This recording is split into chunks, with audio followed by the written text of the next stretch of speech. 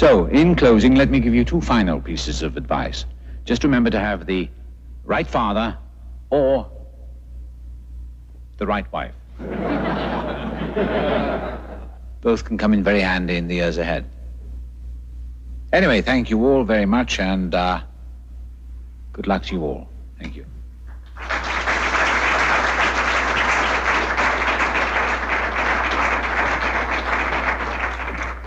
It's always a great pleasure to hear Arthur Jameson's views, however unorthodox they may be.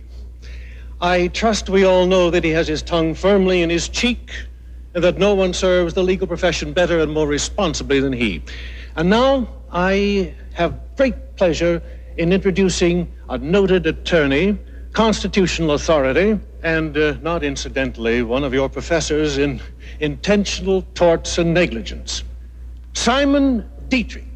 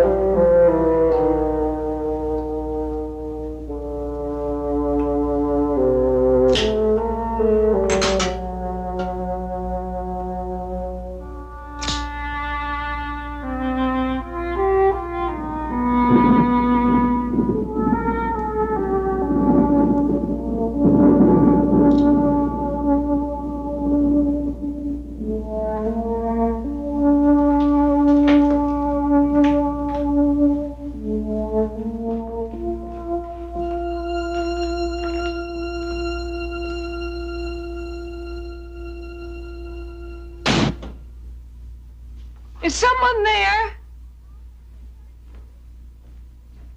Arthur, is that you? Who's there? Who's there? I warn you, I'll call the police.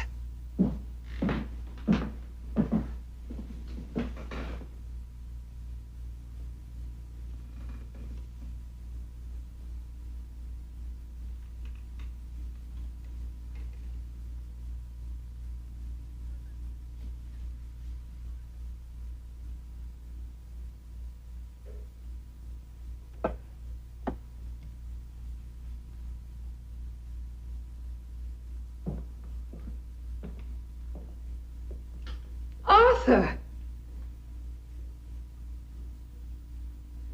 Arthur, what on earth? I was just going to get myself a drink. Come and join me.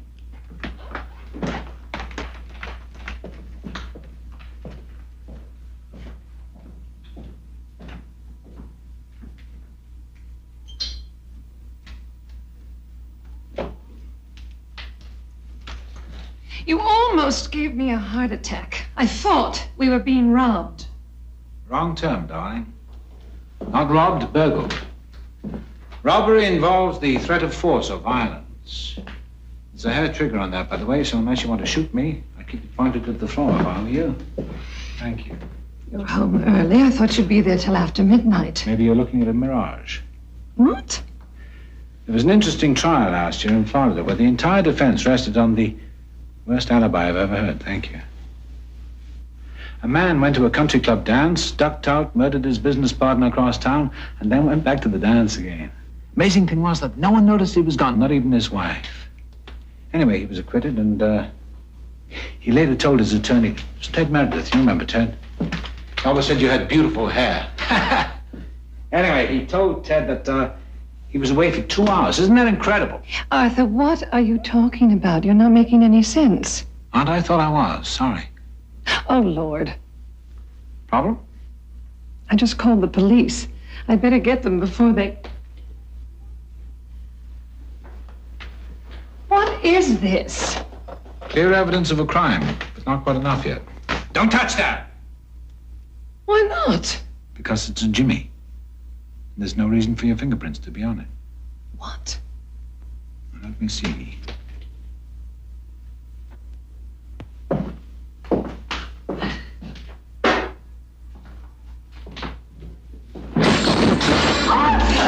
What are you doing?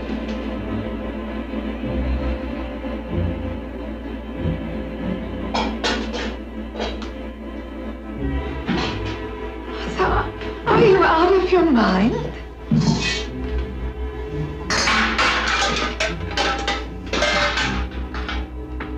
Arthur?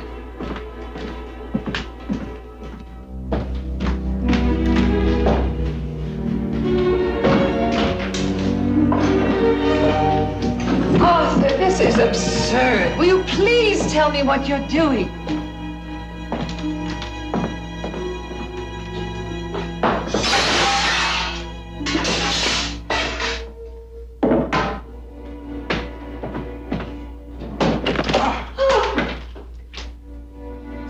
Our cassette recorder. Oh, let's stop it! How does it look? Convincing? What in heaven's name? I know. I owe you an explanation. What is presumed to have happened here tonight is someone broke in, the door's been jimmied, and started taking our takeables. You heard a noise and called the police.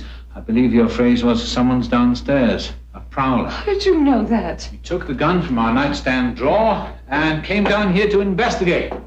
The thief saw you, panicked, and there was a struggle. Then, unfortunately, Arthur. he shot you. For God's sake! Oh!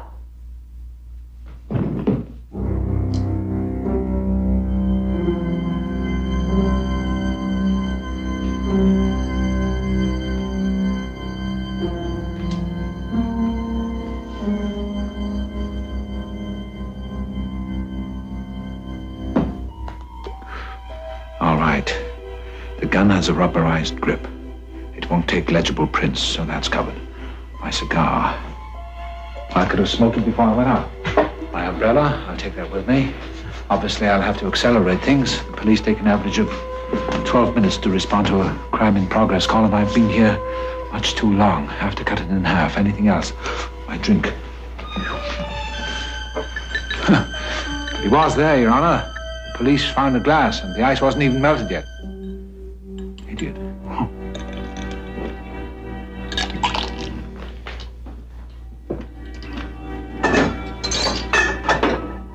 Now, all that's left is to make sure that no one sees me leave, and that should be that.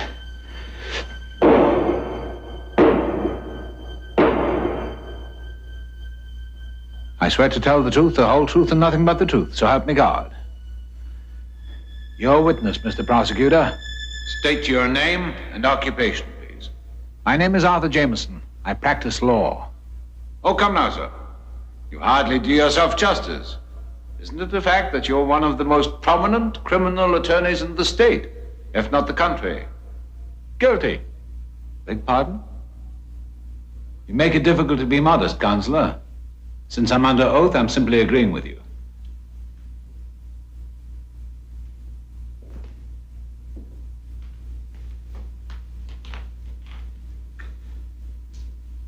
Mr. Jameson, would you be good enough to tell the jury of the events of the night of June 15? Certainly. I had been invited to speak to a group of graduating law students. Each June, they throw a dinner.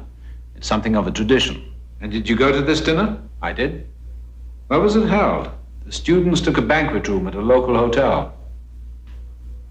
How was your wife when you left her? I'm not sure I understand. Are you asking me about her mood, her character? I was referring to her physical state. And I suggest you say so. Your function is to clarify, not obscure. Mr. Jameson, with all due respect, I would appreciate a less patronizing attitude. And I would appreciate, with all due respect, questions of a more pertinent nature. I will certainly try to do better, sir. As for your wife, as for my wife, in answer to what I think you're asking me, her physical state was one of being alive. Go on.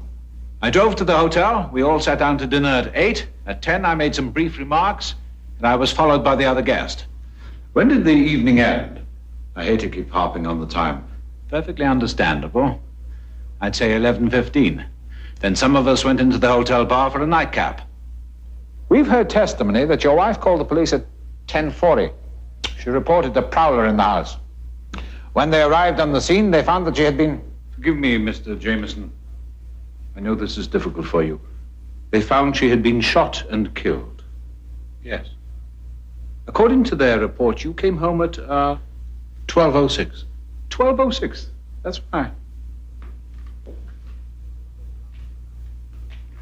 Most people would have said around midnight. You don't have most people on the stand, Counselor. Yes, I am very aware of that. In any event, when you were told what had happened, you reacted with shock and outrage. You must have loved her very much. Yes, I did. Of course. And that's why I'm puzzled that in the weeks before her death, she told a number of her friends that she wanted a divorce. She also said she had assured herself of an enormous settlement. What does that suggest to you? It suggests that we had one of our rare fights and she overreacted. Yes, but this enormous settlement. Our examination of your financial records indicates that your wife had signed a prenuptial agreement. Why would she assume she'd get anything at all unless... Unless what? Unless, just as an example, she had reason to believe she had certain leverage. Objection, Your Honor. Clearly immaterial. Isn't it a fact that the bar associations of 3 states have questioned the conduct of some of your recent cases and that there have been rumors of sharp practices? Objection! Strike that from the record. I cite the prosecutor for sharp practices of his own. But if these rumors about your professional integrity were true, and if your wife was somehow in possession of damaging information, the objection has been sustained, Counselor. So it has. Withdraw the question. Would I be correct in assuming that you were happily married? You would. I'm sure we all envy you. And by the way, and no doubt off the subject, shortly before she died, your wife was seen to have a bruise, actually more like a cut, high on her cheek, near her left eye. The eye itself was blackened. Have you any idea how this happened? She stumbled in the bathroom and cut herself on the corner of a cabinet. An accident, then? That's correct, an accident. Are you right-handed or left-handed? I fail to see. Answer the question, please. I'm right-handed. If I were right-handed and were to strike someone, with the court's indulgence, This is by way of a visual demonstration for the jury. I would bring up my hand thusly and hit the person I was facing on the left cheek. I see you wear no rings in your right hand. No. But you did, at least until recently. The skin at the base of your ring finger is whiter than the rest of your hand. And from this you conclude what? That I hit my wife? I leave it to the jury to form conclusions. Counselor, before you embarrass yourself, may I remind you that at the time of my wife's death, I was at a dinner surrounded by dozens of witnesses. And while you were there, she was killed by a thief. Exactly. There have been a number of crimes in the neighborhood. That's why we kept a gun. You spent the entire evening at this dinner? Yes. Never left the room. Never left the room. I don't mean to contradict you, but we've heard testimony that you didn't return to your table after you spoke. A call of nature, Counselor. So you went to the hotel restroom? Yes. Did you return to your table? I did not. I didn't want to interrupt Professor Dietrich, so I stood at the side of the room where no one saw you. I have no idea whether anyone saw me or not. The guests were paying attention to the speaker, so I doubt it. However, I was there. But you can't prove that. No, nor can you prove otherwise.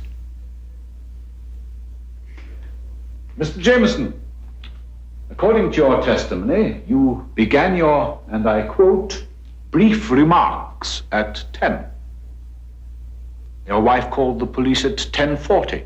What was to stop you from going home instead of the restroom? Why would I do that, Counselor? To avoid tipping the attendant? The hotel is no more than a few miles from your house, a drive of perhaps 15 minutes at most. You're an encyclopedia of extraneous information. I wouldn't dare to be extraneous, sir. Not after your lecture on pertinence. So, let us assume that you did leave the hotel. That is a dangerous assumption. Dangerous for who, Mr. Jameson? Your wife? Objection. 15 minutes to drive to your house. 10 minutes to do whatever had to be done. Objection. Another 15 minutes back to the hotel. Would have been gone no more than 45 minutes. Your Honor, this is grandstanding. The prosecutor is accusing me of nothing more serious than the crime of convenient geography. Am I to be held responsible for the proximity of a hotel to my home? Yes, sir, you are. A young man named Bill Keith was the banquet chairman, and he is prepared to testify that you suggested the location for the dinner. He will also tell us that your acceptance was conditional upon the availability of nearby accommodations. Not very clever of me. Ladies and gentlemen of the jury, the elements of a crime are means, motive, and opportunity. And if you consider Arthur Jameson in this light, you will see that he had the means, a burglary that never took place. He had the motive, his wife wanted a divorce and was demanding a large financial settlement, and he had the opportunity. A dinner near his home that was intended to serve as an alibi, but it is a phantom alibi. And the so-called burglary outrages logic in every way. Here is a terrified woman who calls the police and reports an intruder. Does she then lock herself in her room and wait for them to arrive? No. Instead, she makes a totally irrational trip downstairs to confront the thief. Irrational, that is, unless there was no thief. And she knew the intruder. All right, it won't work. I'll have to do it another way. Absolutely. I have to plug up some of the holes. Killer in the bedroom. The alibi. Very weak. It's an unacceptable risk. We'll have to come up with something better reasonably soon. I beg your pardon? What? Were you speaking to me? No.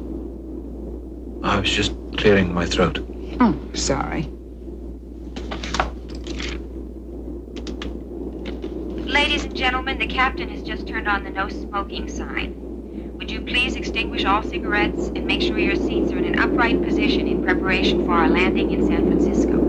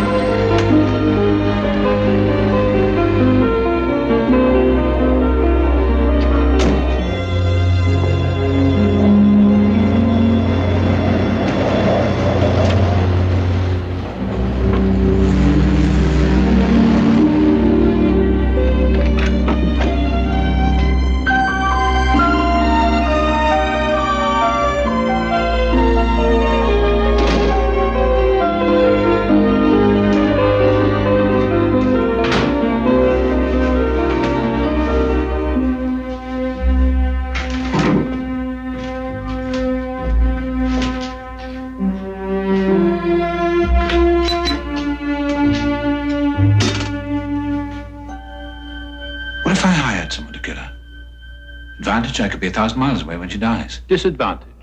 You'd be trading one albatross for another.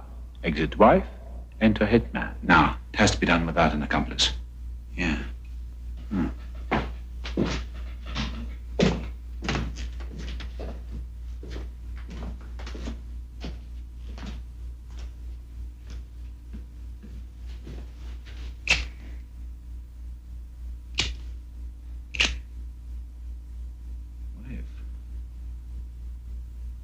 What if she died in a fire?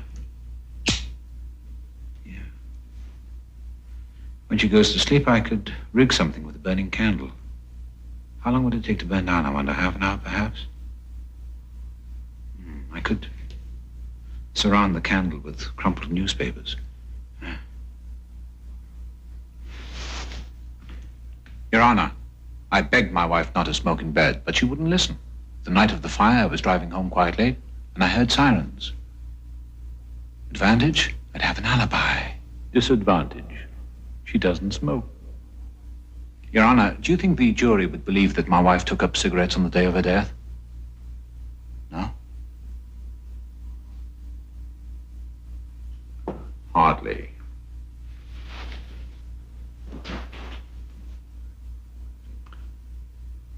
Scratch the fire.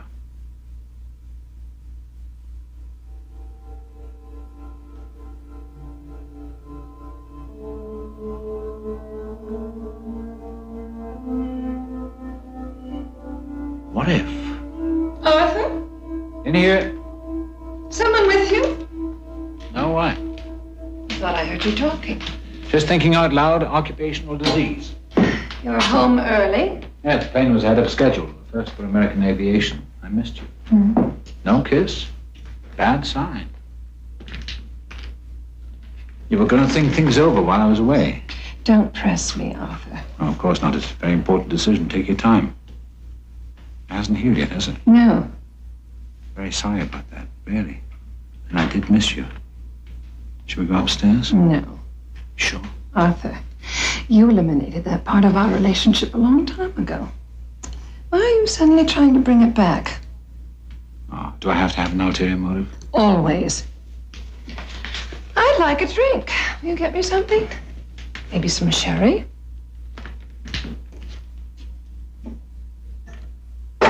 How was Houston? Pretty much as expected. 2 weeks of bourbon, boredom, and barbecue. Are you going to take the case? I don't know. It's a complicated defense. And I am not impressed by the home team. Still, considering the fee involved, I don't suppose I can turn it down.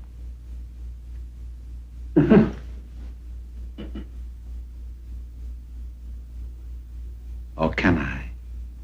Why are you asking me? Because you, my dearest one, have a consuming interest in my finances, which are not what they should be at the moment. I find it difficult to believe that you can't come up with a settlement. Oh, I can, but not now. You'll get your money. You'll just have to wait for it. Why do I get the impression you're stalling me? Darling, when you blackmail someone, first make sure he's liquid. This isn't blackmail. Did I say blackmail? Sorry, slip of the tongue. All I want is reasonable maintenance. Yeah, and this place, and the weekend house. I'm accustomed to a certain way of life. That's the one thing you've given me. I want it to continue. And in a few years from now, what then? Will you come back and gouge me for more? No. Do I have your word on that? A woman who spent the past 6 months listening in on my phone calls, checking my mail, and dropping by the office so she could read what was on my desk. It was necessary. Why, you knew I'd give you a divorce. Oh, no question. But what kind of a divorce, Arthur? You had me sign a prenuptial agreement when we were married. I wouldn't get anything, not even the... So you rooted around and dredged up some old rumors. Rumors? Tell me something, Arthur. What is the penalty for the misappropriation of a client's trust fund? That's grand theft, isn't it? Or the passing of information to a juror? Whatever you have on me, my dearest, or think you have, is nothing but conjecture. If you went to the district attorney or the state bar... They would welcome me with open arms. You're not exactly popular in legal circles, Arthur. But let's change the subject, shall we? The last time we had this conversation, you hit me.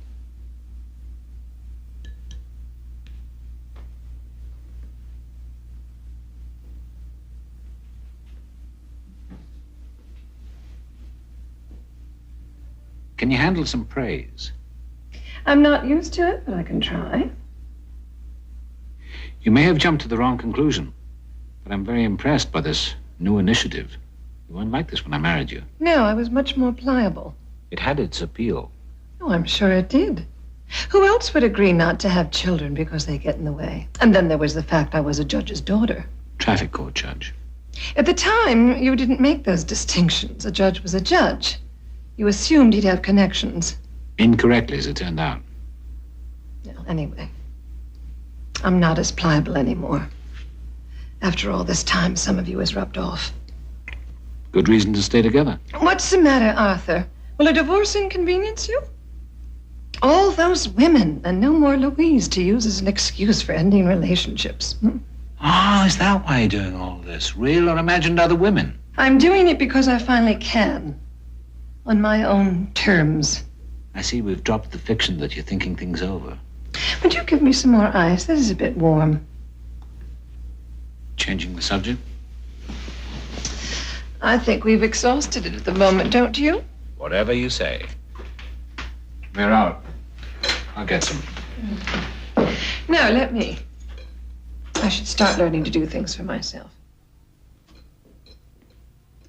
Oh, by the way, that young law student, Bill Keith, he called again this morning. He wants to know if you're going to their dinner on the 15th. When he calls back, tell him I can't make it. I thought you wanted to go. Changed my mind. It wouldn't be productive.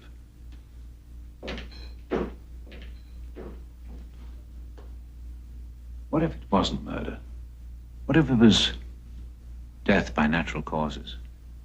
Is that a viable approach? It depends. On what?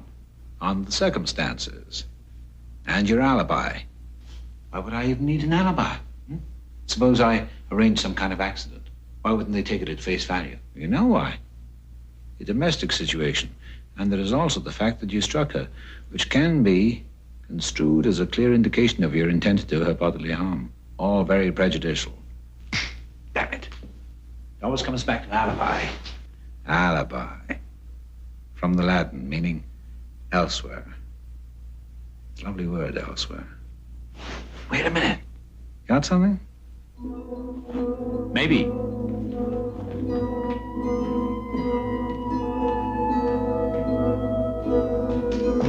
Louise?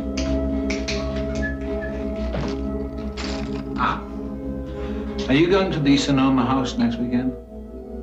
I might. Why? I just wondered. You don't seem to get much use out of it these days.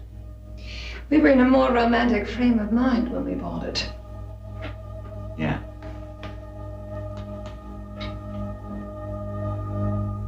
Hey, what if, just for sake of argument, Louise drove up to the Sonoma house next Friday.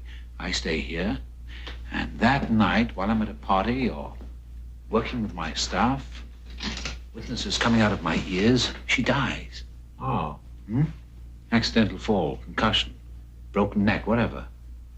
Murder by remote control. Yeah, why not? Your Honor, my wife and I had a house in the wine country. It was nothing elaborate, just a place we used to go to for weekends, just to get away from the city. It's quite remote. Our nearest neighbors were about a mile or two away. On the weekend in question, Louise drove up to spend a few days. She said she needed a rest. It was a terrible tragedy, Your Honor. Sometime during the night, Louise must have thought she heard a noise. She had an unfortunate habit of taking sleeping pills. So, when she awoke, she was probably groggy. She came downstairs and then decided to look in the basement. There's an old heater and perhaps the pipes were knocking. She was half asleep and half drugged.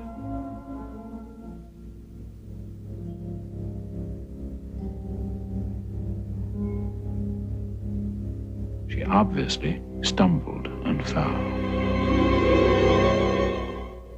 It wouldn't even come to trial. There'd be a local inquest, a matter of form, and then a verdict of accidental death. Agreed? Assuming there aren't any discrepancies. Oh, no, there wouldn't be. I'd go up to the house the day before, of course, and loosen the top step. Actually, the damn thing is loose anyway.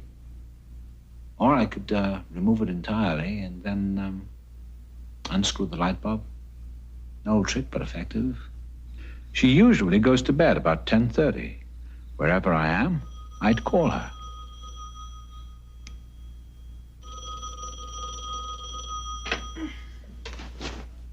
Hello? Hello, it's me. Did I wake you? Sorry. That's all right. Listen, I'm out with a client and I need some papers in that old file in the basement. Sorry about this. Would you mind getting them for me? I need them tonight. What? Which ones? Top drawer, first file. Thank you. Not very convincing. Doesn't have to be. Remember, she's just come out of a sound sleep. So she goes downstairs, leaving the phone off the hook. Hang up, darling. I'll call you back in a few minutes. They've just brought the check. She goes downstairs and opens the basement door. She tries the switch, but the light doesn't work. She knows there's a hanging bulb in the cellar.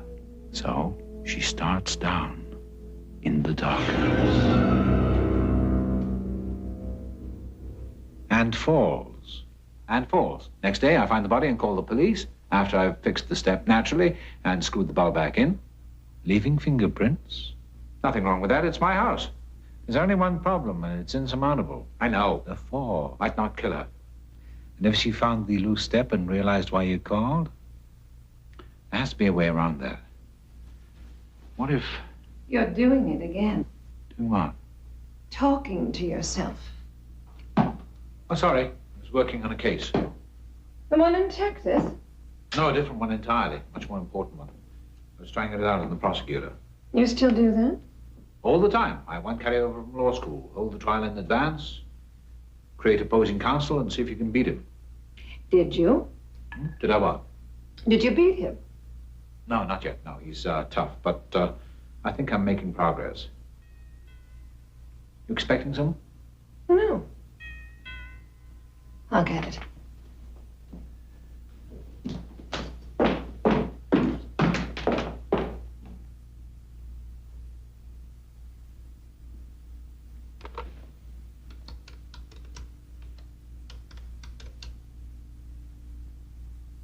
Japanese gardens.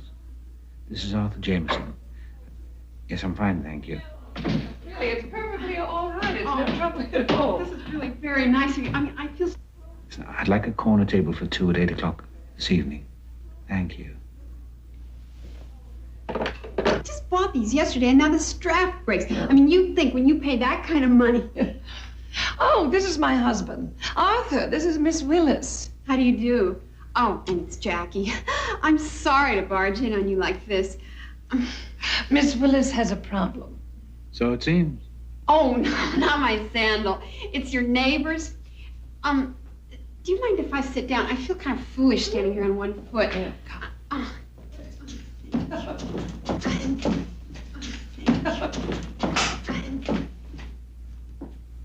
Oh, well, maybe I shouldn't get settled. I mean, I'm only going to stay a minute. You mentioned something about our neighbors. The Starks. The Starks are in Europe. I know. Maybe I'll just take the other one off. Is that all right? Of course. You wouldn't happen to have a key to their front door, would you? I beg your pardon. Oh, I'm not going to rob them or anything.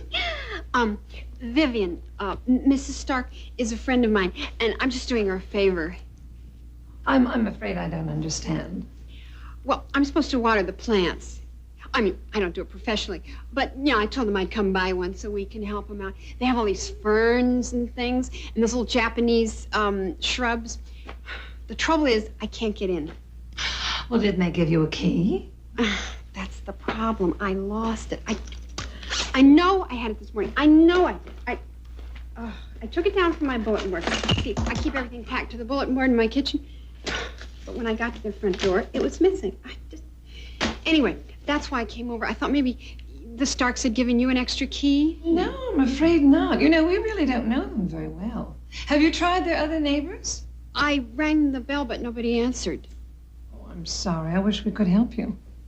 Thanks anyway. It's not my day. Don't the Starks have a daughter? I don't know, do they? I seem to remember them giving me a number in case of an emergency. Maybe she has a key. Oh, does she live here in the city? Somewhere in North Beach. Louise, see if the number's in my address book. It should be upstairs in the bedroom. I'll get Miss Willis, isn't it? A drink? Oh, I don't want to put you people in any more trouble. No, not at all. Let's see if we have it. Oh, I really appreciate this. I'd hate the Starks to come home to a house full of dead plants.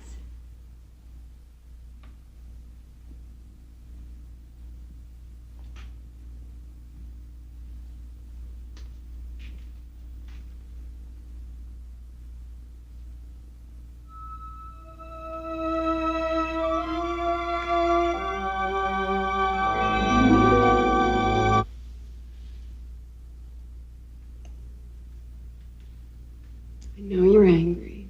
You must be out of your mind coming over here like this. I should throw you out of the window. I was worried. I kept calling that hotel in Houston, but they wouldn't put me through. I told you I'd be busy. Well, I thought something had happened. I didn't hear from you for a week. Then you wouldn't let me meet your plane. Don't you ever listen? I said I'd call you when I got back. I'm sorry. How the hell did you know about the Starks? From you. Don't you remember? We were having drinks at that place near your office, and they walked in. You kind of hunched down in your seat. Anyway, you told me they lived next door and that they were leaving for Europe. Huh. Well, I had to say something. I mean, I was hoping your wife wouldn't be home, but when she opened the door... You weren't hoping she wouldn't be home. You just wanted to see what she looked like. That's why you came here. That's not true. Honestly. I mean, I'm curious about her, sure. But the real reason is I was worried. I had this weird feeling. Ah!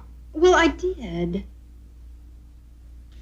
Jackie, I was in Texas. In spite of what you may have heard, it is not a foreign country. Yeah? I can't find your address book. Try the front bedroom near the telephone. All right.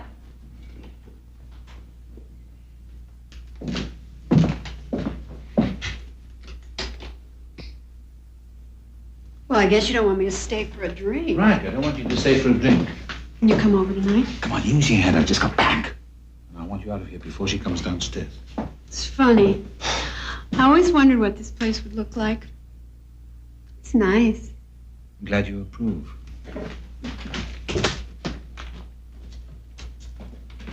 Hey, wait. What?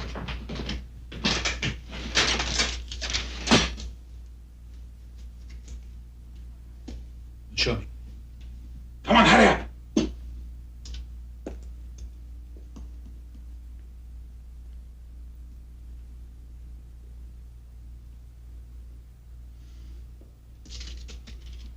It's not even close. It's hard. You were supposed to practice. You had 2 weeks. Well, I'll get better. I've done some good ones. That is. You know how important it is. Well, I guess I better go. Will you call me? Yes. Oops.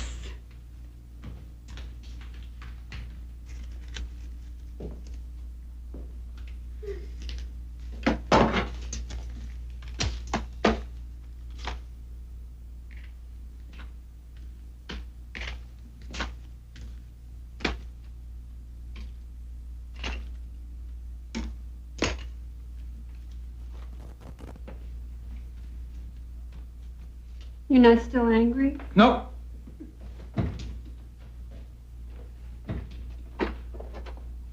Where did Miss Willis go? Homeward bound. She suddenly remembered where she put the key and went hopping away in Montfort. Well, it's just as well. The number wasn't in your phone book.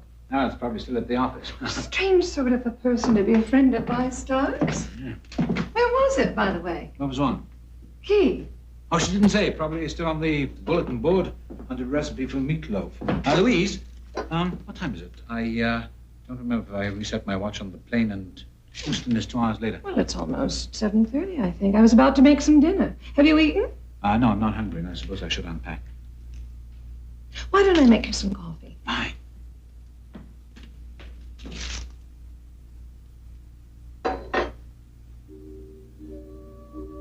What if she died in an accident in her car? Let me think about that, Your Honor. I'll get back to you.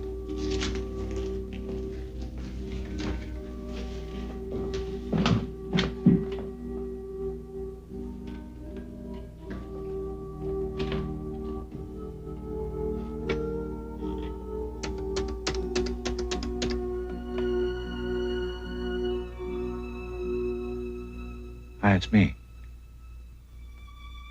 No, I just got in from the airport. Are you in sushi mood? Huh. All right, I'll meet you at the restaurant in half an hour. I love you too. Bye.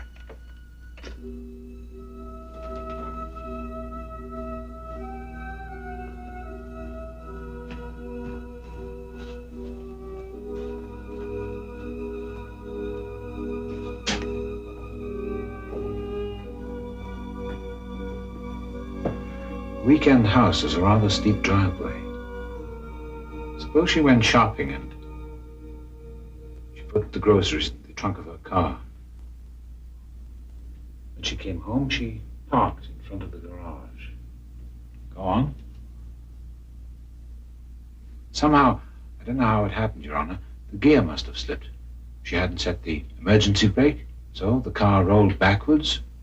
It knocked her down. One of the wheels crushed her skull. Not very good. Why isn't it?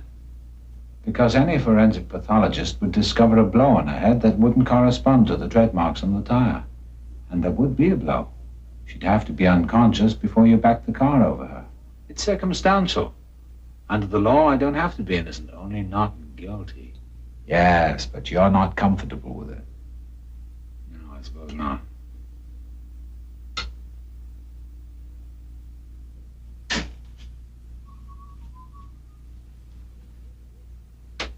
Here's your coffee, if you'd like anything else. Sorry, I just remembered I have to go out. Business meeting. At this hour? They're leaving town in the morning. It's inconvenient, but I don't have much of a choice. But you haven't even unpacked. I'll do it later. Well, at least have some coffee. No time. Don't wait up for me. I'm not sure when I'll be back. Ah, that sounds familiar.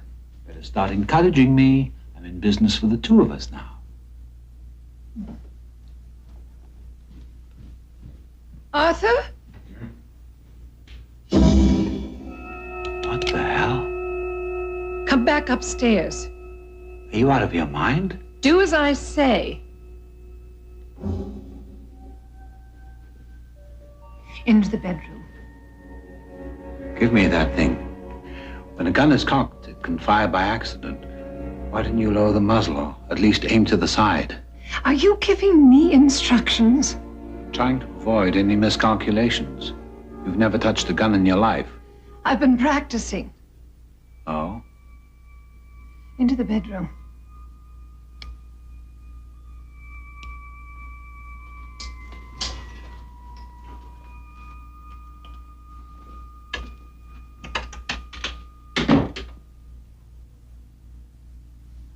I think it would be much simpler for both of us if you'd sit down.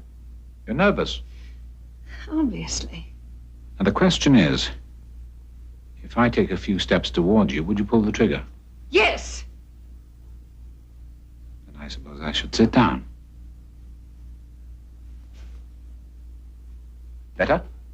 Much better. At some point, I'd like to know what the hell is going on here. Have you found a way yet? Way? To kill me? Or is it still on the drawing board? So that's what this is all about. A misplaced notion of self-defense.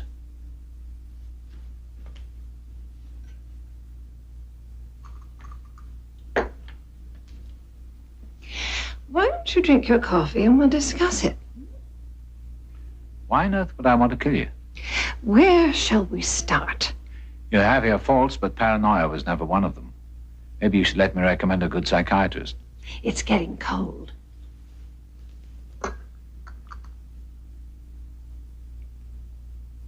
Sweet. Extra sugar. Hiding the taste of what? No, who's being paranoid? Can't be poison. You don't poison a man if you're going to shoot him. What is it, Louise? Half a bottle of your sleeping pills? I put too much sugar in it. Drink it. Sorry. Arthur, I'm warning you. Damn it! Be careful with that thing. Jackie!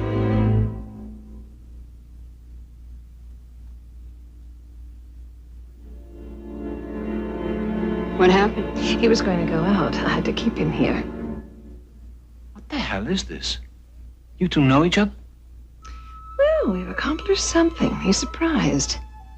Why shouldn't we know each other? We have a great deal in common. Jackie, what's this all about? Don't badger her, Arthur. This isn't a cross-examination. How much have you told her? Pretty much everything, I guess. And all very interesting. Do you still think I need a psychiatrist? Only if you believe her. Miss Willis has a few problems with the truth. I'm sure she told you an elaborate invention. Arthur, stop it. It won't work. No, I suppose not. Had to try, though. Well, aren't you going to enlighten me? About what? Why, the where, and the when. You might start by telling me how you two met. What difference does that make? Miss Willis approached me, that's all.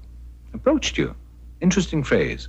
From the front, from the side, or did she leave a message in a bottle? You're just trying to stall us. Of course I am. But since you're always complaining that I never listen to you, I thought you might enjoy my undivided attention. Actually, I was following her. Oh?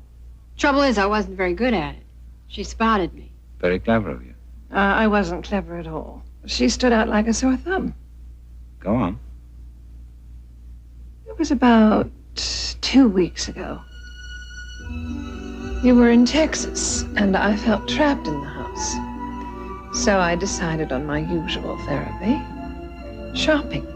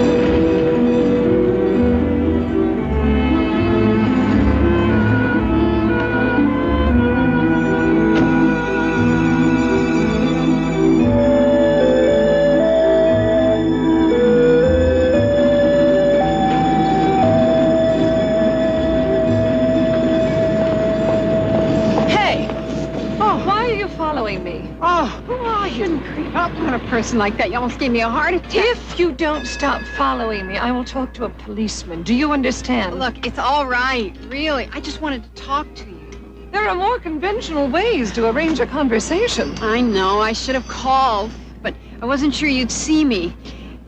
So I figured if I followed you around, maybe I'd work up the nerve. It's about Arthur. Miss, Willis. Jackie Willis. Miss Willis, I'm rather tired. Perhaps if you call me tomorrow. Tomorrow's gonna be too late. I mean, if I don't get this off my chest right now, I never will. Oh, that's a provocative statement. But what off your chest? Look, can we sit down somewhere? I need a diet soda. I really do.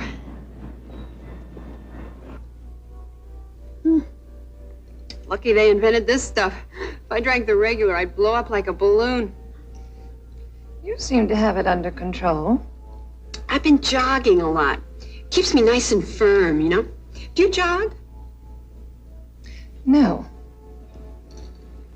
That's right. You go to one of those exercise classes, right? aerobics, isn't it? Yeah, I used to work in a gym. I mean, I was only secretary, but you pick up a lot just being there. How do you know I went to an exercise class?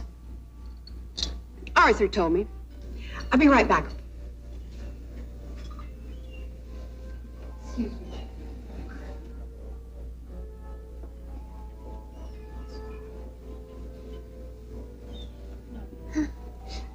I asked for another one. I don't know why. I'm really thirsty today. Miss Willis.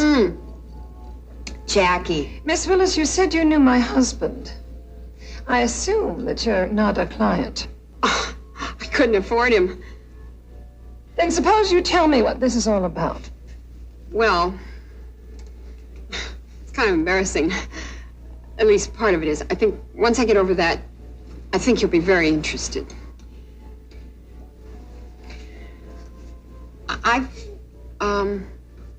I've been dating Arthur for 8 months. I see.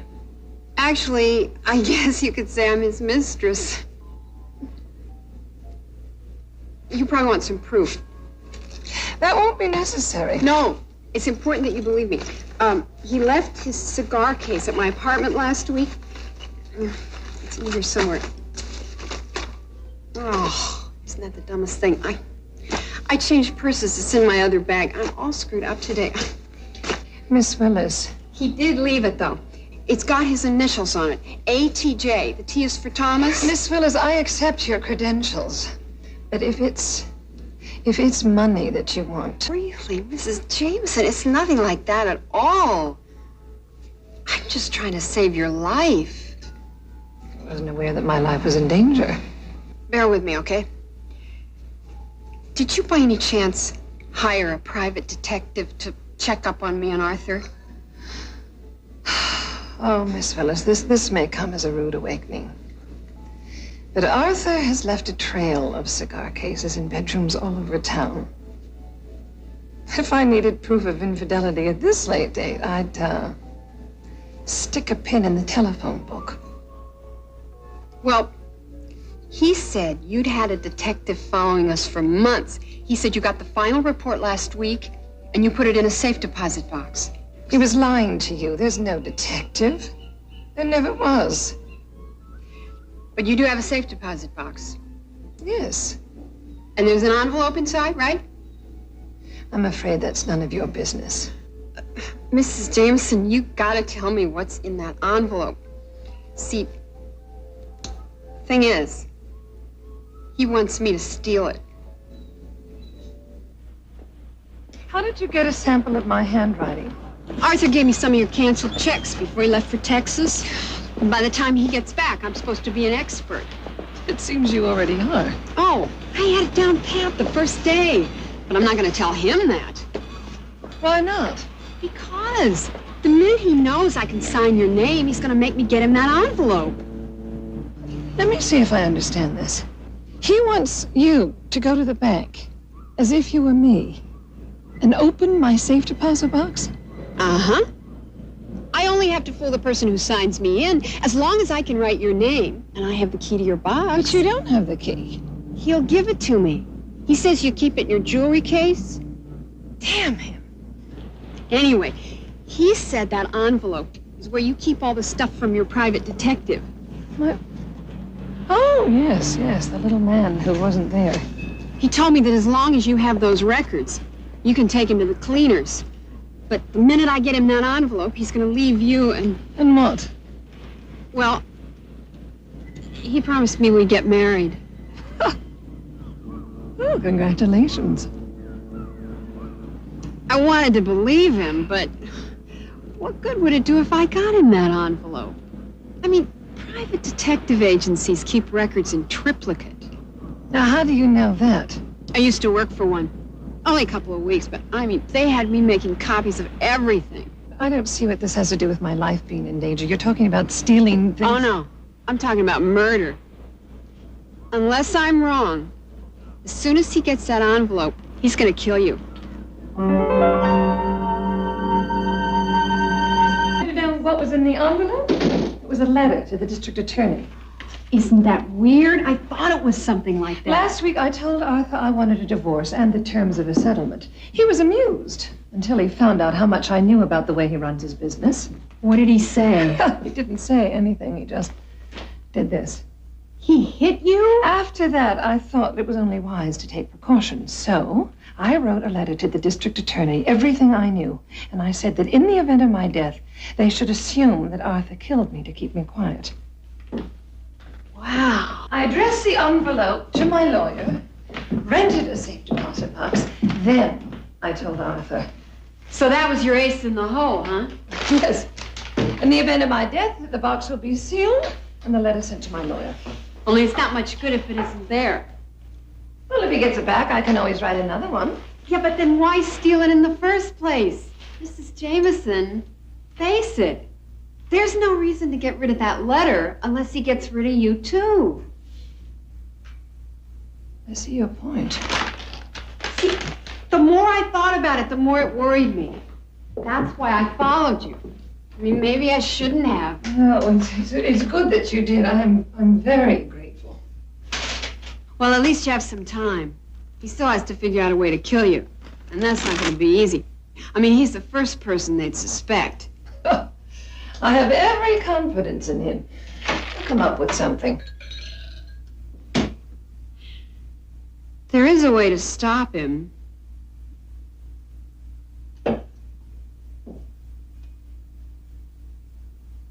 Oh. You could tell him we talked, and then I might go to the police. That'll throw him a curve. Miss Willis, you're a very intelligent woman. You just caught me on a good day. Well, won't he be furious with you for telling me? Doesn't really matter. We're pretty much finished anyway. Ah. He's got someone else. Someone else? In addition to you? He thinks I don't know. He's been seeing her for a couple of months. Who is she? Her name's Gail.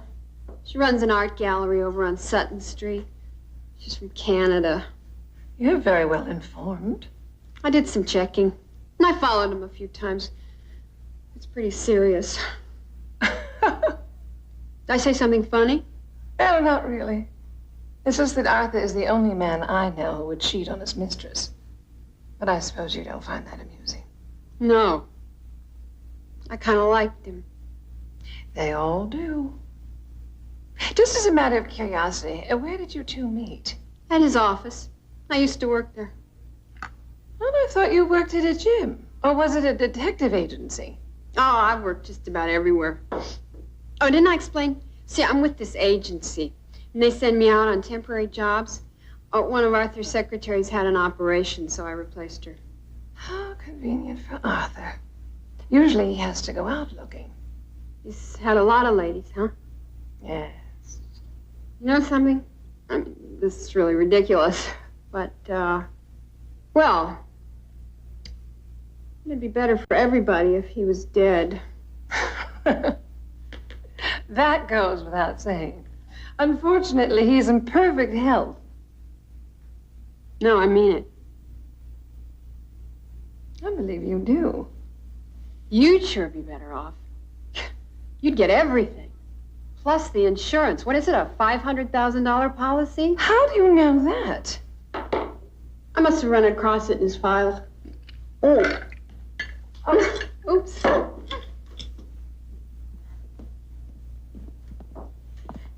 Miss Willis, I'm not sure what you're suggesting. Am I suggesting something? Let me do that.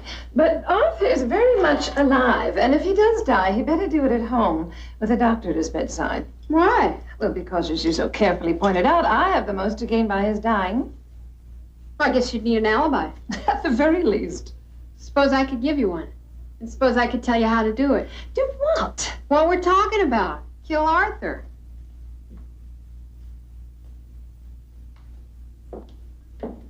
Miss Willis. I mean, not that we actually go through with it or anything.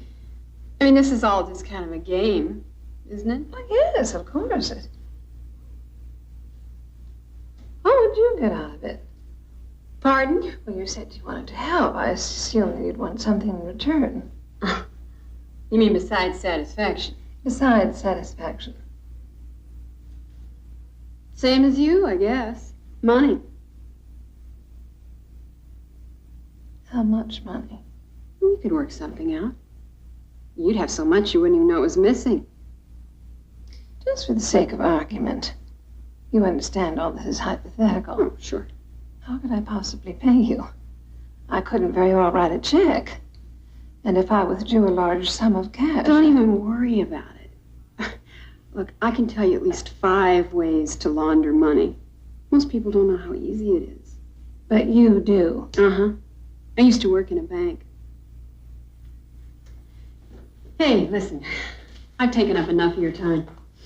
It was really nice meeting you. Oh, wait a minute. Hello? Arthur? Oh, no, just sitting here. Reading. Yes, where are you? The hotel? I'm fine. Mm-hmm. Well, it's still swollen, but it's going down. Mm-hmm. Yes, I got the flowers. Am I in a forgiving frame of mind? Well, I really don't think that's something we should talk about long distance. Is someone there with you? I thought I heard another voice. Ah, I see. Well, it's a bit late in the day for maid service. No, I'm not being sarcastic. Arthur, I hate to cut you off, but I am exhausted. Could you call me back tomorrow? You love me? No, it's just a peculiar thing to say under the circumstances. Of course, I believe you. Why shouldn't I?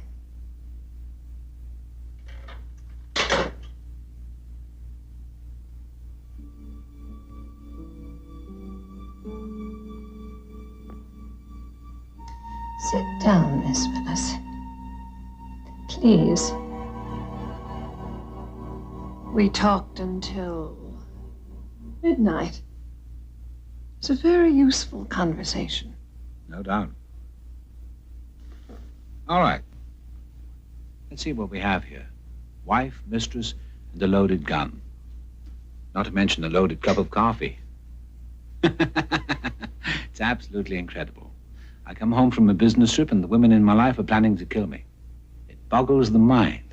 Do you really think it's wise to laugh at someone with a gun? Why shouldn't I? We both know you're not going to use it. Your Honor, there was the husband shot through the heart. His wife, and incidentally his sole beneficiary, insisted she was elsewhere at the time.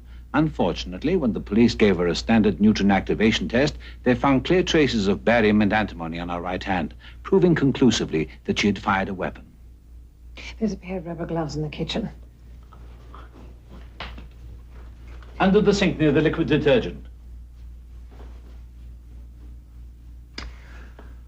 Well, until you're wearing that glove, wouldn't you say you were vulnerable? Arthur, I'm perfectly willing to shoot you. And I'll take my chances with the police. Is that clear? Very clear. May the condemned man have a drink, or do I have to die in the bedroom? No. We can go downstairs. Be very careful. Take your coffee.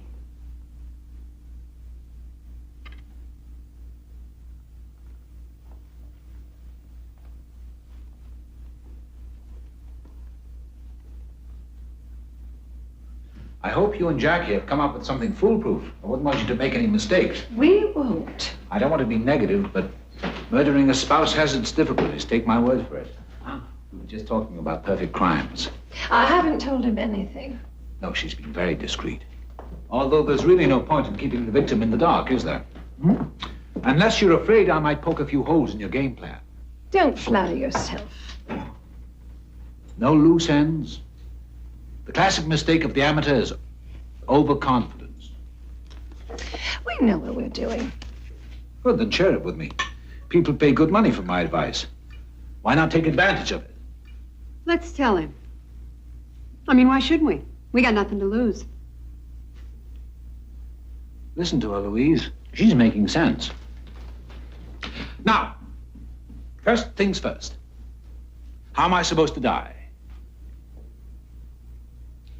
You're going to take your own life. A suicide. Interesting. An overdose of barbiturates? No. Well, that's a relief. And it wouldn't help your case.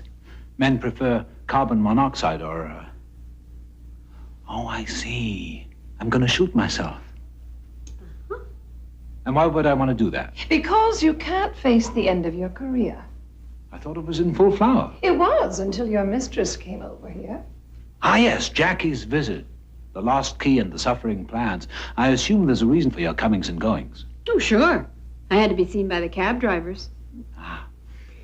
My story's going to be, when I found out about your new lady, I decided to get even. Go on. This is fascinating. I took a cab over here and I kind of struck up a conversation with the driver. I said I was going to tell you off in front of your wife. He thought it was pretty funny. You were only here a few minutes. The police will want to know what happened. There was a confrontation. Miss Willis informed me that you two had had an affair. Naturally, I was shocked. Naturally. I had no idea you'd been unfaithful to me. We started shouting, and Miss Willis ran out. I got another cab and went home. I was crying, so the driver should remember me. And it was after our argument. Is that when I shoot myself? Not quite. If I'm here, I don't have an alibi. So you walked out on me? Yes, I wandered around for a while. I realized I was in Miss Willis's neighborhood. So on a sudden impulse, I went to her apartment. Where she welcomed you with open arms, and the two of you talked about how worthless I am. But that still doesn't explain why I put the gun to my head. I called you just about now. I said we were finished. More a cause for celebration than suicide. I also told you I was going to the district attorney. I put myself completely at his disposal. And that, I suppose, pushed me over the edge. I think the police will accept a man killing himself to avoid disbarment in criminal prosecution. Where were you when the fatal shot was fired? I was with Miss Willis. We were together till late tonight. But you could have killed me before you went to her apartment. But I didn't. She'll swear she heard me talking to you on the phone. You were very much alive. You were pleading, and your voice was quite loud. I hope you're being well paid, Jackie. Accessory to murder, what's the going rate these days? It's enough. How do you know you'll get your money? Once I'm dead, Louise might not want to spread it around. I trust her. A sisterhood. That's very touching. Which one of you came up with this airtight plan, by the way?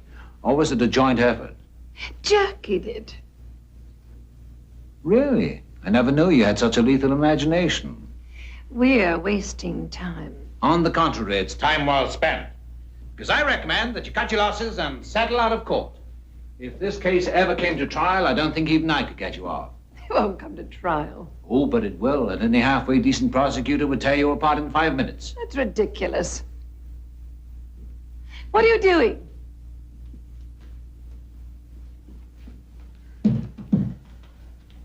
Sit down. What? Sit down! If you want to see the epic nature of your miscalculations, you'll do as I say. And keep that pointed away from my midsection, because the more you hear, the less likely you'll be to shoot.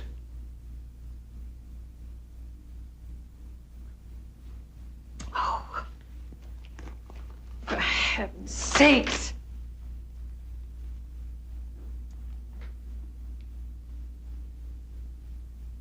Thank you. Now, listen very carefully.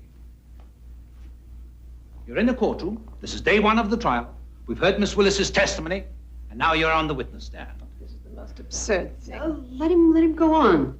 Maybe we'll learn something. Jackie, if I'd seen the side of your character, I might not have traded you in. Now, Mrs. Jameson, cast your mind back to the day of your husband's suicide and remember that you're under oath. You've testified that you were distressed to hear of his affair with Miss Willis. Your Honor, the witness is not responsive. Oh, all right. Yes, I was. Is that what you want? Darling, you're not playing the game. Never mind what I want. Just tell the truth. Were you or were you not upset at the news of your husband's infidelity? I was. But we've heard testimony from several of your close friends that you've known of his philanderings for years. Why did Miss Willis come as such a surprise to you? Well, it wasn't that I was surprised. It's just that after all the others, she was the last straw. Good. Would you say that your late husband was an egotist? Definitely. Full of himself, eager to share his misguided sense of his own importance with the world? Absolutely. Then why didn't he leave a note? Oh, the note. A suicide note. Egotists are notorious for self-justification, even posthumously. You would get an objection there. My lawyer would object. Of course he would. My remarks would be struck from the record, but not from the minds of the jury. Now, Mrs. Jameson, when you called your husband and made your threats, did he know where you were? Yes, I told him I was at Miss Willis's apartment. Why didn't he call you back? Well, he may have. I took the phone off the hook. So, the poor man, unable to reach you and exercise his famous powers of persuasion, blew his brains out. That's quite a rush to oblivion. I wonder if the jury will accept his incredible hurry to put a gun to his head. But let's take a closer look at the day of the suicide. You've testified that after Miss Willis dropped her bombshell, she left, and you and your husband had a terrible argument. What happened next? I've already told you. I was hysterical. I had to get out of there. So you walked the streets and, if I'm quoting you correctly, on an impulse you went to Miss Willis's apartment. Is that an accurate statement? Yes. How did you know her address? What? It's a simple question, Mrs. Jameson. How did you know where she lived? Presumably you'd never met her before. Well, she'd had forgotten her purse, you see, and I was obviously curious about it, so I looked in the wallet, and it was her address. On the driver's license? I think so. No. Jackie's about to tell you that she doesn't drive. Well, then it wasn't on her license. It was her credit card. Major credit cards don't carry home addresses. You saw a health insurance card. They do. No coaching from the sidelines. Miss Willis has testified that she took a taxi back to her apartment. And I'm sure that's the truth. Tell me something. How did she pay for the cab? With money. But you said she left a purse behind. Now, unless she carries money in her broken sandal, how did she pay for the taxi? And since her door key was obviously in her purse, how did she get into her apartment? Well, maybe I didn't see the address in her purse. The phone book. Looking up numbers in the midst of your hysteria, I suggest you didn't see her address at all. I suggest you knew it to begin with. No. I further suggest that the two of you murdered your husband. He wasn't murdered. He committed suicide. Because of your phone call? Yes, because of my phone call. But that's impossible. How could he take a call if he wasn't home? He was home.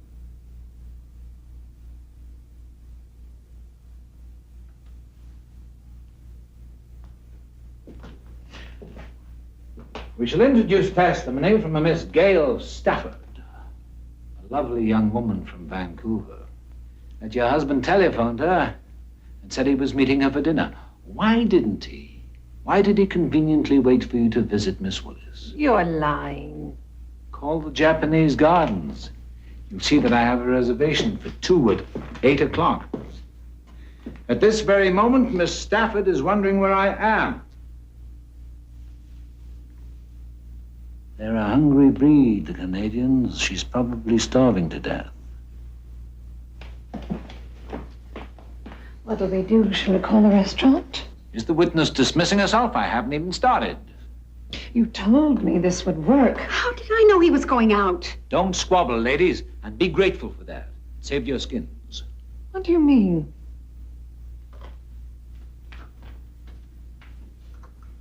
It kept me from drinking your cup of counterfeit coffee. Exhibit A, Your Honor. Didn't you know there'd be an autopsy? Not unless the wife requests it. Wrong. Autopsies can be performed at the discretion of the medical examiner. Given my notoriety, he'd cut me open as soon as he got his hands on me. He'd find a bullet in my skull and barbiturates in my stomach, and he'd be very confused. Why would a suicide take sleeping pills before he shoots himself?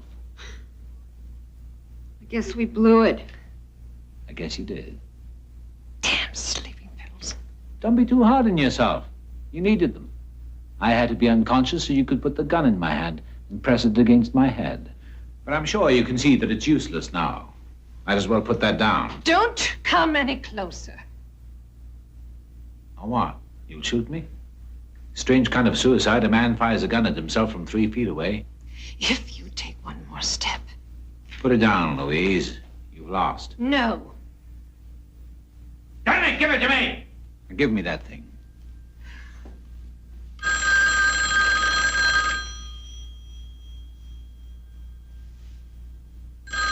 Friend of yours? Or maybe it's Miss Stafford. When you stand them up, they get aggressive. Don't answer it. Then put down the gun. Quid pro quo. Arthur! Fire away and explain how I shoot myself in the back. Mrs. Jameson, do what he says.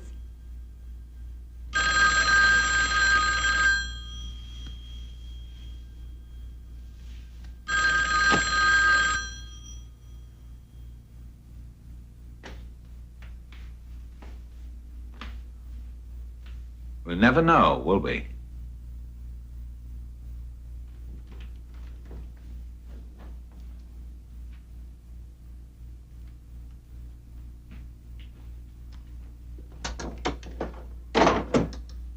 So, what happens now? I keep my dinner date, and since you two won't be needing each other any longer, I suggest you part company. Oh, it's not so bad. Maybe this didn't work out, but at least you didn't lose anything. Correction. She's lost everything. Tomorrow, I want you to get that letter from your safe deposit box. You bring it home, and I'll watch you burn it. Now, why would I do a foolish thing like that? For the same reason that you'll be flexible about a divorce. You'll have your freedom, with my blessings, but don't expect any fringe benefits. Get out of here, Arthur. Leave me alone. Jackie, would you take a look at the tape recorder? What? Look at it closely. Tell my wife what you see.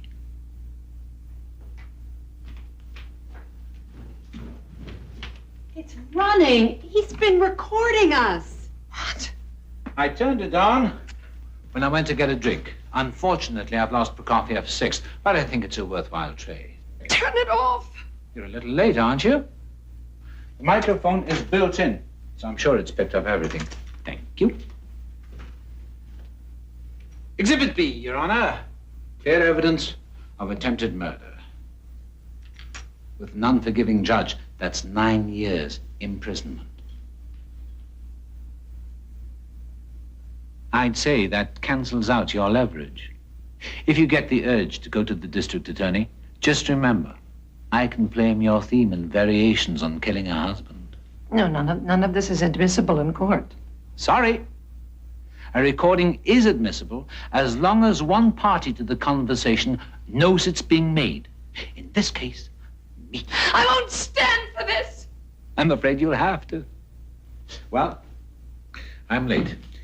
If you'll both excuse me.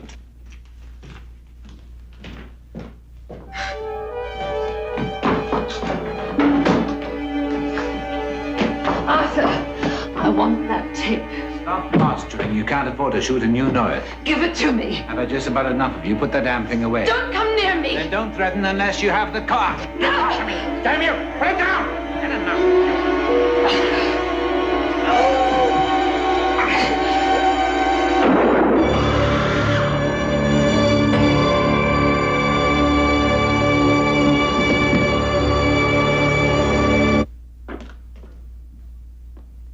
You killed her. It was an accident.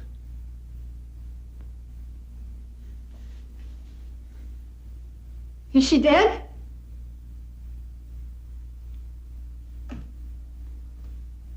Oh, brother. Quiet, let me think. All right. I'm going to call the police, but first, I want to go over our story. What story? If you want a drink, you should have something to settle you down. I don't want a drink. What story? The trick is to keep it as close to the truth as possible. Sit down. Sit down. You were angry with me because I jilted you. Then you came over here to embarrass me in front of my wife. She and I had a violent argument. She got the gun, threatened me. I tried to take it away from her, and it went off. You saw the whole thing. I Arthur, I don't want to talk to the police. I just want to go home. You're ridiculous. I need you. Can't make a case of self-defense without a witness. You don't need a witness. Just play him the tape. Tape is useless. What? There's nothing on this but surface noise. Hardly admissible evidence. But the machine was running. Microphone was broken, but not recording. Never got around to having it fixed. You were bluffing. Of course I was bluffing. That's how I earn my living. I'm going to have to do a hell of a lot more than the next half hour. Arthur, you can call the police if you want to, but I'm not going to be here when they come. Haven't you been listening? I said I needed you. I can't. How much? Huh? For the whole package, including your sworn testimony. It's not as simple as that. Jackie. As of this moment, you're out in the cold. All this planning and nothing to show for it. I'll give whatever Louise was paying. I can't. I'm sorry. I don't want you to hear that you're sorry. I want to hear that you'll help me. How can I help you if I'm at my apartment? Huh? The cab driver knows I left here over an hour ago. I made a big point of the time with him. That's a problem. So we can find a way around that. How are you going to find a way around your wife's letter? I mean, when somebody dies, they open the safe deposit box, right? That's the law. Yes, but... Well, as soon as they read her letter, you're in a lot of trouble. What'd she say? If anything happens to her, they should put the blame on you? That's exactly why I need your testimony. You swear it was an accident. It was an accident. Arthur, you're always telling me to use my head. Well, I'm using it. They'd never believe me in a million years. I'm your mistress. You've got to try. Just can't take the chance. I mean, a guy shoots his wife and his girlfriend says it was an accident? I'd be lucky if they didn't go after me for perjury. Will you listen? Like I said, I'm really sorry. But you're smart. You'll come up with something. I'll implicate you. I'll tell them that you wanted to kill me. And I'll say you're lying. Goodbye, Arthur. Jackie! It's funny. If I could help you, I wonder if I would.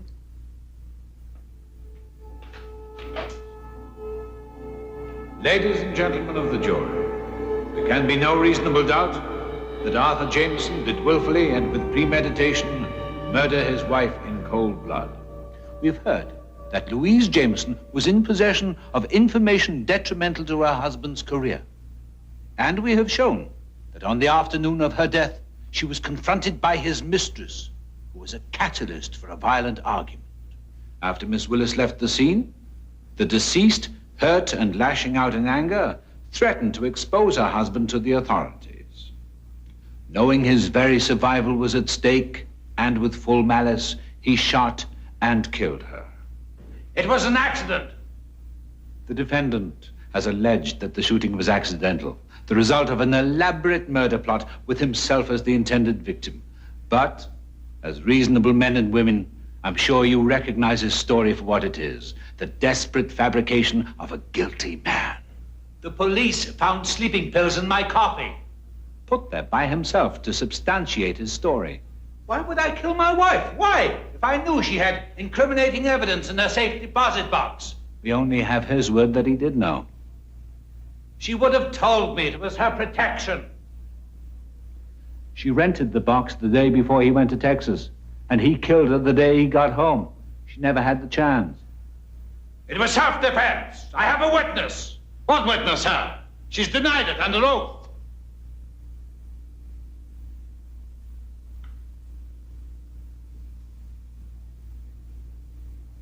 Ladies and gentlemen, a wife in writing says her husband wants her dead, and suddenly she is dead at the hand of the very man she accused.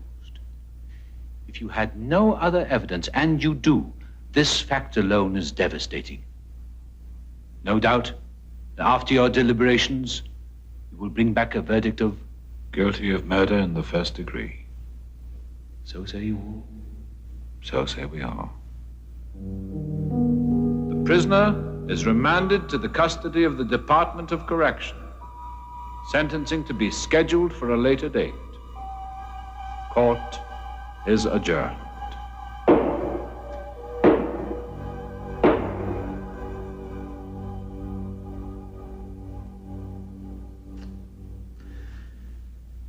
It would probably serve me right. Not that either one of them would seriously consider murdering me. Although Lord knows what would happen if they met each other. Or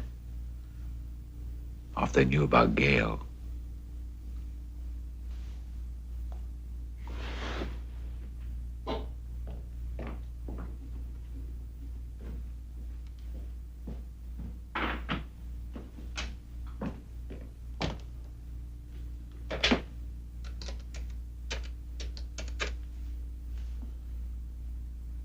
Gail? Hi. No, I just got in. Why didn't I pick you up tonight? At about 8. See you then.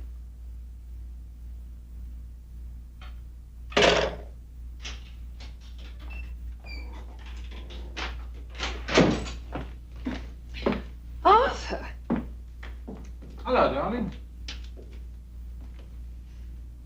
I didn't expect you for another hour. The plane was early. You look marvelous. You've changed your hair. From what? From the way I've been imagining it. I see that's healing nicely. I can't tell you how sorry I am about that, really. It's all I could think about while I was away. Would you like a drink? Not now.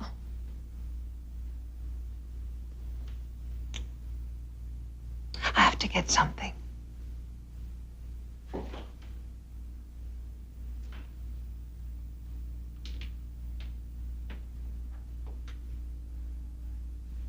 When you come back, we've got things to talk about. What if she committed suicide? Not a bad idea. Your Honor, my wife had been depressed over our marital difficulties, and the day I got back from a business trip, the poor woman had taken a gun from our bedroom drawer. Not bad at all.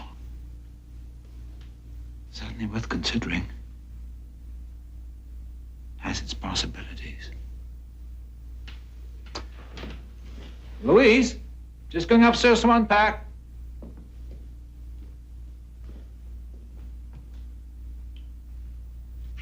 The same damn problem is that I have to be away from you when it happens. If I could...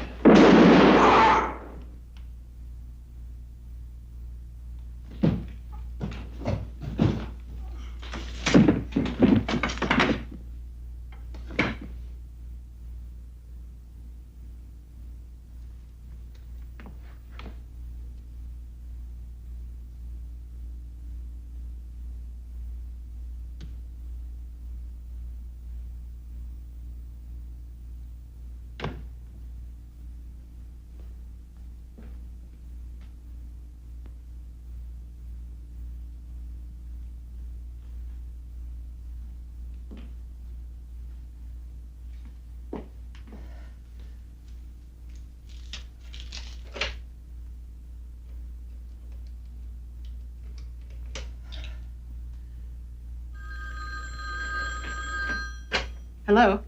Miss Willis, it's done. Already? But His plane was early, and everything's fine. you sure? To be honest, I thought it would be much more difficult. And he's really, Yes. I will finish up here and I'll be right over. Just remember the time. I have been with you for the past 2 hours.